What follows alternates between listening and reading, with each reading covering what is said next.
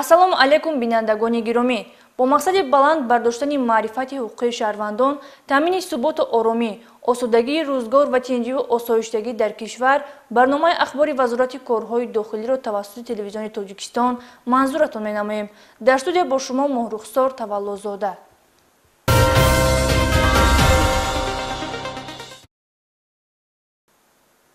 мақомоти корҳои дохилӣ дар ноҳияи Ҷалолиддини Балхи, вилояти Хатлон оиди як ҷинояти махсусан вазнин куштор хабар медиҳад. Як нафар сокини 39 солаи ҳамин ноҳия ба дӯсташ 15 000 сомонӣ қарз дода, бар ивази ин некияш ниҳоят рафиқи бадсиришт бо бераҳмии махсус ӯро ба ҳалокат расонидааст. Кормандони милитсия бо бурдани корҳои оперативии ҷустуҷӯӣ сокини 23 солаи ҳамин ноҳияро барои ҷинояти одамкушӣ боздошт намуданд. Полковники милитсия Офоқи Қодириён оиди ин ҷинояти махсусан вазнин гузориш омода намудааст.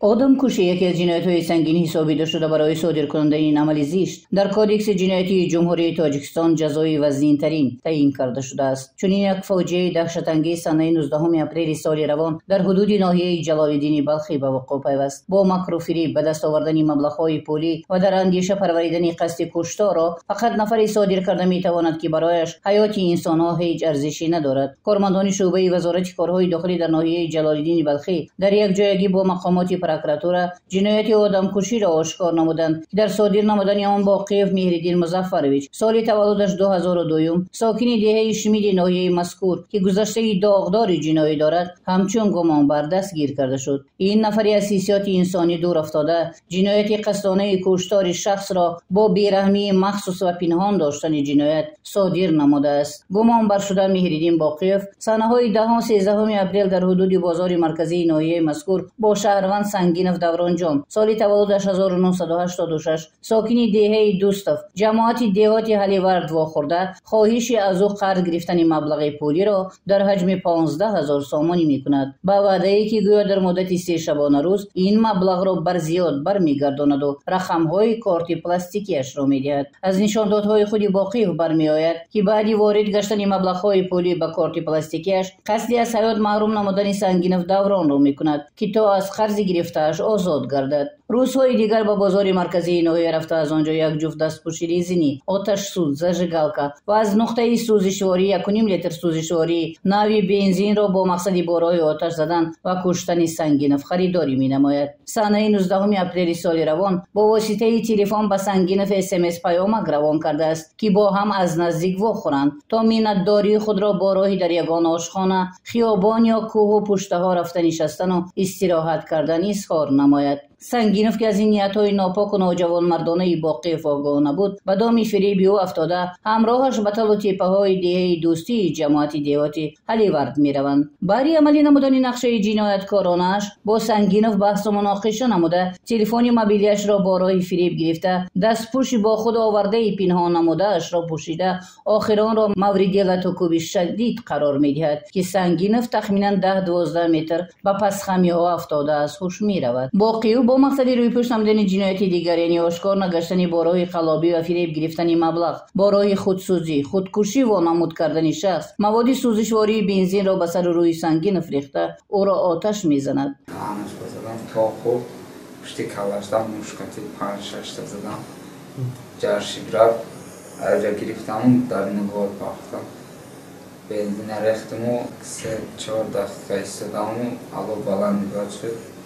Ман фирор кардам, барои калон буромадам. аз ҷои ҳодиса дур шуд. нисбати Боқиев Меҳриддин дар прокуратураи ноҳияи Ҷалолиддини Балхӣ парвандаи ҷиноятӣ бо моддаи 104 қисми 2 Кодекси ҷиноятии ҷумҳурии Тоҷикистон оғоз гардида, чораи пешгирӣ дар намуди ҳабси пешакӣ татбиқ карда шудааст.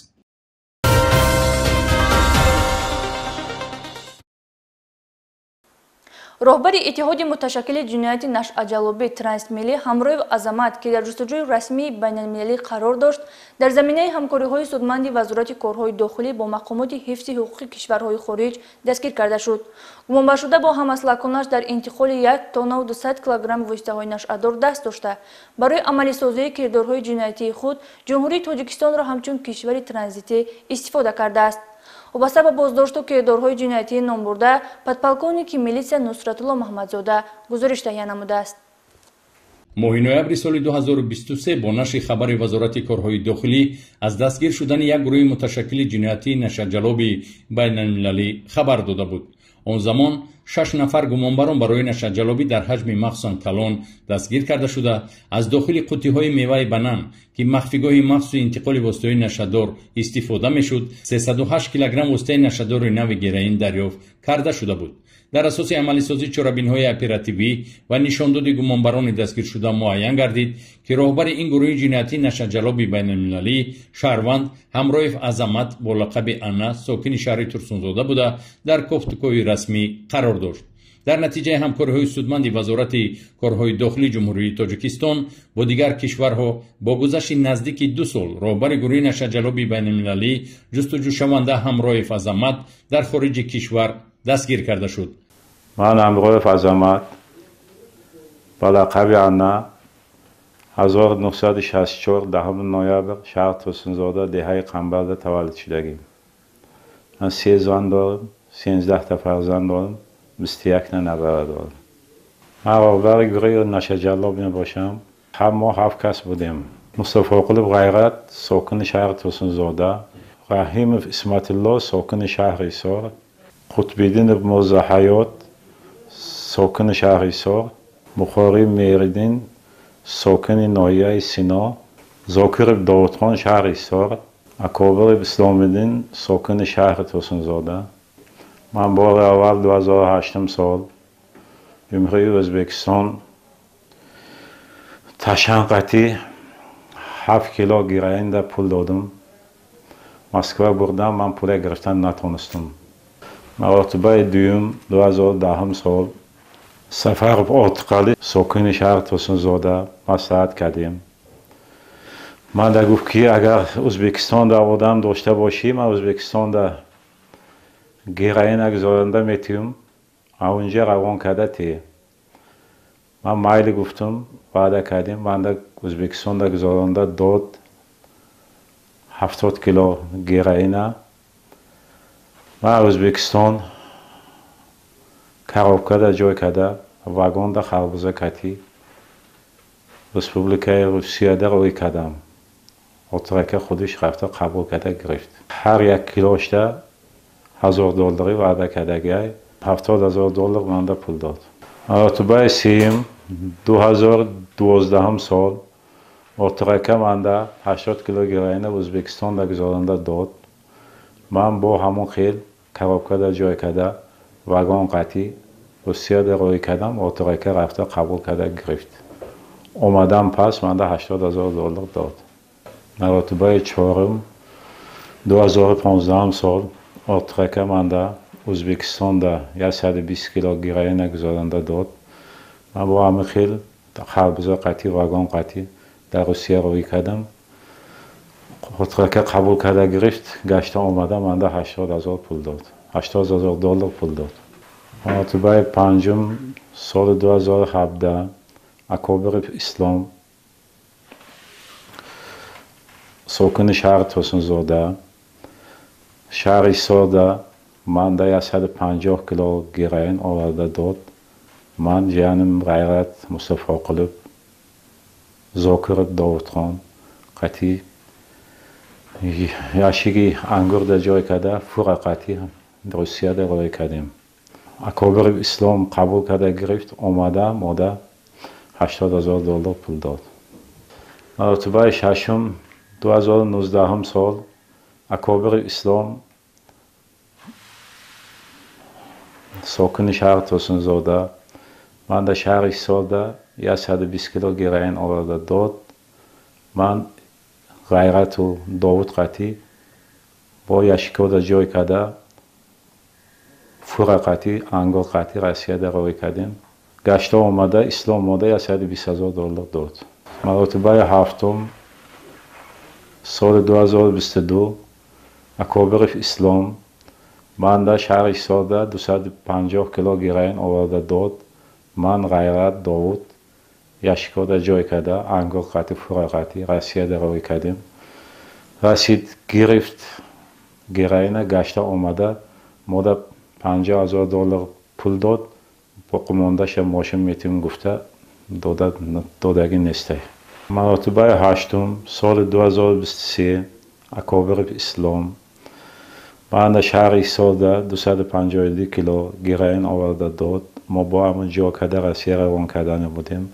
کارگرای میلیسا گروپه قاپیدن نارکوتیکاتی من ترکیه رفتم. ترکیه من 20 ماه زندگی کردم با قاپیدن اینجا آوردم. 2008 سال تا 2023 من رهبر گروه نشر جلوه بودم.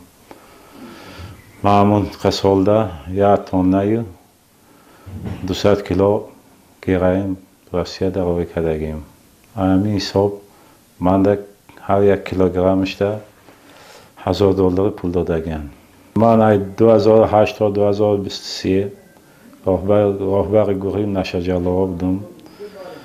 من در شهر توسنزاده 2 تا خانه داشتم.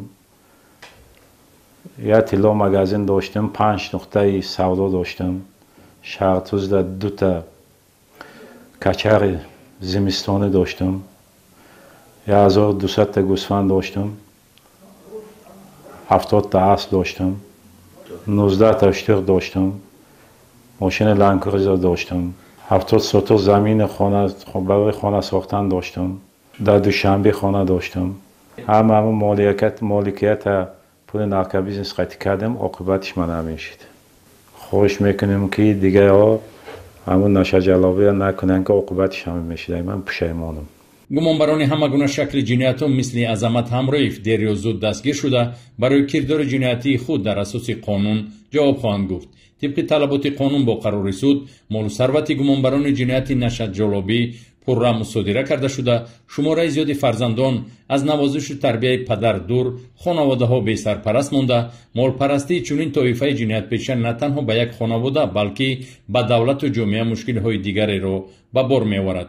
پس تقدیر چنین نفران بی اندیشه که می خواهند با راه جنایت صاحب مال و ثروت و دارایی های یک چند روزه باشند، می تواند برای هر یک قدم ما درس عبرت هوشدار باشد که ایستگاه جنایت محبس است.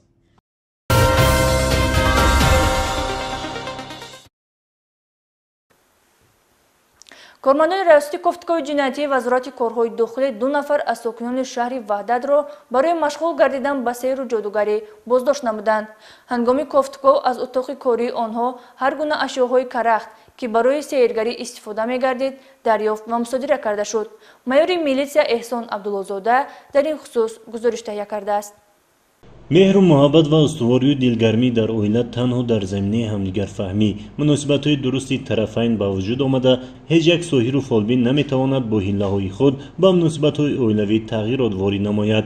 نوابسته از این تا هنوز شخصانی ساده و گمراه بیشتر زنان به این قشر جامعه باور کرده به نزد ساحران و جادوگران میروند. کارمندان ریاست گفتگوی جنایتی وزارت کارهای داخلی باز 2 نفر مشغول شوندگان چنین خدمت‌رسانی‌های مردم فریبانه را بازداشت نمودند. اینها ساکنان شهر وحدت نجمیدین و مهربان سال تولدش 1969 استقامت کننده دهه مهندآباد و دولت و محبوبه سال تولدش 1986 ساکن جماعت دیهاتی بهار می باشند. نجمیدین و مهربان با استفاده از چای قاق، قند، رشته، اسپند و عکس شهروندان گویا مناسبت‌های بین زن و شوهر را گرم کرده همزمان به بیماران گوناگون وعده شفا می‌داده است. برای مشکل کشا نمودن نام برده از کتاب مخصوص بیبی مشکل کشا استفاده می‌کرده است. با اویله‌هایی که هستن به یگون چیزش بعض و جنگیان یا که یگون چیزن گرمی می‌خونن همه را در این خند سفید یا که چای می‌کنن میبرن می‌خورن سود میشن.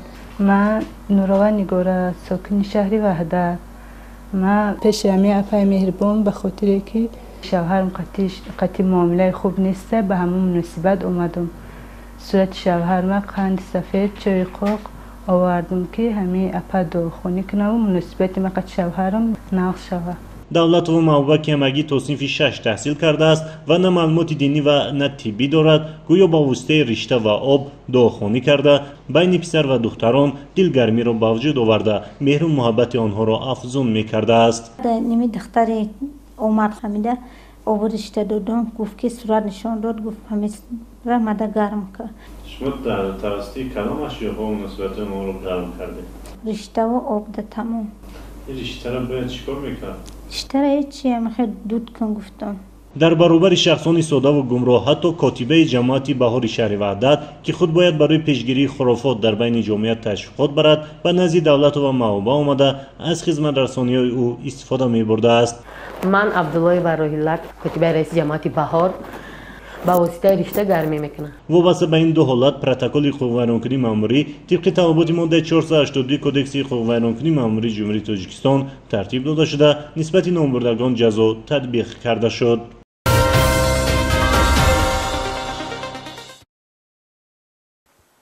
شعبه وزارت کارهای داخلی دو در ناحیه رودکی نیز از اشکاریابی باز 2 نفر سیرگر خبر می‌دهد.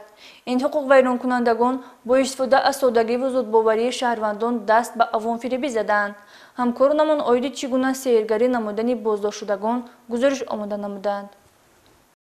مقصد از ثبت و انعکاس کردارهای مردم فریبانه نفرانی که به سحر جادو و فالبینی مشغول می‌گردند و مزاجان آنها از آن عبارت است که شهروندان از خرافات دوری جسته راهی درست را انتخاب نمایند، ولی تا هنوز ساحران از خود درک داده مزاجان ساده بازار آنها را گرم می‌کنند. کارمندان شعبه وزارت کارهای داخلی دو در ناحیه رودکی شهروند بابی و ارچگل سال تولدش 1963 ساکن دهه تزگری بالای ناحیه رودکی را با گمان مشغول شدن به فالبینی و سحر و جادو بازداشت نمودند. نامبرده گذشته داغدار داشته قبلا برای صادر کردن جنایت قلابی سود شده است. بابی و ارچگل با استفاده از هر گونه اشیاها سحر و جادو و فالبینی کرده مزاجان گمراه را در منزل استقامتیش قبول می کرده است. در کلخست کردم و قوازوده کشویش کردم بچه همه های خدمتی بابی میدیدم کشویش میگفتن بینیستاده همه دهش میبترم میخیده خودم هیچی را نمیدونم. همین عیسیتون هم میفهمه چی موقعتون؟ نه الله شایده نمیدونم. چیز خون قلب محکم کرد گفت برد دایرو پرتو قلبش در یگان مسرکه پرتو برای قلب کردگیش 1200 سومون برای گرمی و این چیزی کردگیش 600 سومون دیدنش 300 سومون من همه قبلا نداشتم 300 میشه در کارتش پرتافتم موندگیش گفته که 600 میشه میبخشم 1200 میشه تو پدره در کارتم پرتافتم. به این مانند ناظران منطقوی شعبه وزارت کارهای داخلی دو در ناحیه رودکی نیز خدمت رسانی دروغین شهروند با بیشوی و صباحت نکمتونه سال تولدش 1974 ساکن جماعت دیهاتی گلستان ناحیه رودکی را آشکار نمودند. نامبرده با چراغمانی و دوداندازی دعاخوانی در رشته به بیماران گوناگون وعده شفا داده به این وسیله گویا کشایشی کار میکرده است. همزمان با بیشوی و صباحت به خونگیری به اصطلاح به کلک کردن مشغول بوده هنگام دعاخوانی با تسبیح به کتفای بیماران و کرافتادگان زده حیله سازی میکرده است. او دعوا دارد که دستی پیر گرفته است و گذشتگانش نیز به چنین کارها مشغول بودند. نامبرده پخته را در پایه اسپند پیچانیده با واسطه آن علافگردانی و چراغمانی را انجام میداده است. ای پشتی بویگیمون موندگی که هسته مثلا که چراغ میکنم و کلاک میکنم همین تختای پشتی که مثلا خون زیون میریزه. مثال این بنیت سلامتی بنیت کشایش این پختره در همی آیت خونده میپیچونیم بعد سانی گیرون میکنیم در روی ارد میمونیم و اکر شیفش ای جانب خداونده مثال کشایش میشه و نه. کارمندان شعبه وزارت کارهای داخلی دو در ناحیه رودکی بابی و ارچگل و بابیشوی و صباحت را در برابر به جوابگری ماموری جلب نمودند آگاه نمودند که در حالتی تکرارا دست زدن به چنین خدمت رسانی‌های مردم فریبانه به جوابگری جنایتی کشیده میشوند.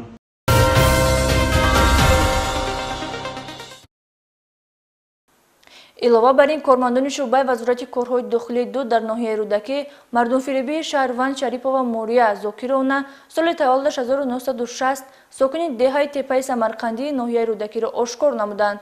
نامبرده با فعالیت پرده‌پوشانه خود را حاجت برار تقدیر جنبان طبابت کننده هر گونه بیماری ها میان مردم معرفی کرده درآمد پولی به دست می آورد و شخصان گمراه زده با امید داشتن سلامتی رسیدن به روزگاری با سعادت با او مراجعت می کردند. شریپова موریا که معلومات طبی ندارد در منزل به اجاره گرفته‌اش در شرایط غیر سانیتاری به حجامه کردن مشغول شده و بیماران گوناگون هر گونه خوکه و مایه ها پیشنهاد نموده با واسطه دم انداختن و دعاخوانی به آنها وعده شفا می داده است. من در تپه سمرقندی اجاره میشینم نمی آدم ها میبین برای نمی قیام دمشان میکنم اوورا میگیرن میبرن برای کشایش برای فایده گفتم یا اینم برای این آدمای نو تولد میکنن آدمایی که از کاری وزبین کردن زور اومدیانش کنن این خوکه مشخوره یعنی ایش برای کسلی قند و ایش برای رگ برای قند شما کسلی رگ شما میباشید امی خوکو برای هوایه فهم قیامش آخرم هست این کتابو را بخونید کدام کتاب اکن میدونم دایاخل کتابو هست ام آدما میکنن میارن میگن که میره فروش برای ام هجوما میبین تریبانی بند گورو دست بند کم تری زکاس میکنن این کوچو برای ویا اینو دکان دا میزنی کو برای هوای خب این آب برای اما او وقتی که همون صف شون کدوم هم میارن صف میکنن میگیرن میرن شما دعا میخونید هم دعا میکنن صف شون میکنن میگیرن میرن برخی شهروندان تا درجه گمراه گردیدند که حتی هنگام شکستن دست یا پای جای مراجعت به طبیبان صحوی به نزد شریف و موریا آمده دعاخوانی میکنند. به خانه کمپیر آمدم دعاخوانی داره پاچم در میکرد گفتم دعا میکنم اینجا آمدم که کارمندان ملیس آمدن خیلی مونه. از روی دلیل آشکار گردیدن نسبت حقوق ویران کننده با ماده 482 کودکس حقوق ویرانکنی ماموری پروتکل حقوق ویرانکنی ماموری ترتیب و برای چاره‌جویی به سود ارسال کرده شد.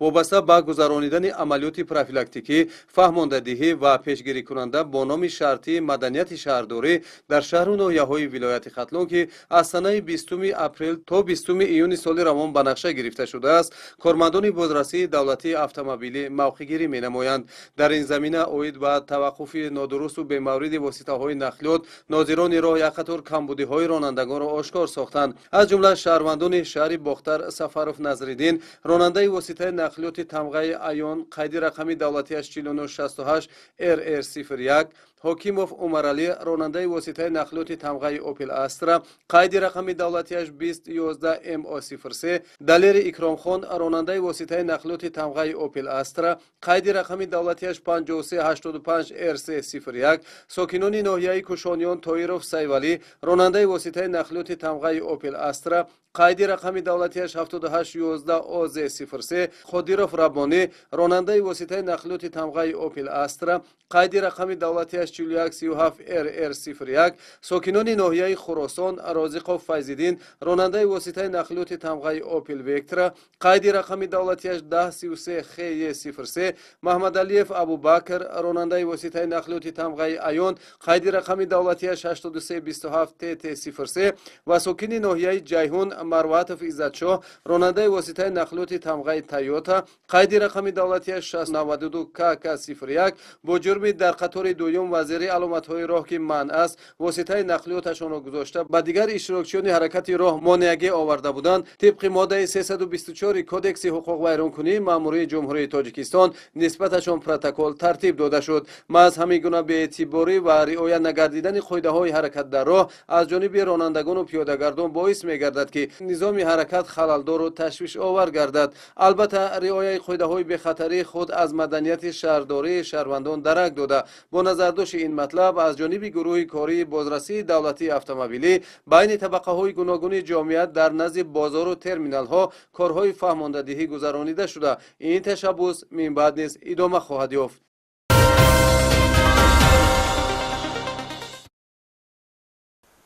اینجا رسیدیم به انجام نمایش امروزه. با شما خوشروزی و سربلندی و سعادت روزگار رو تمنا می‌نماییم. خیر.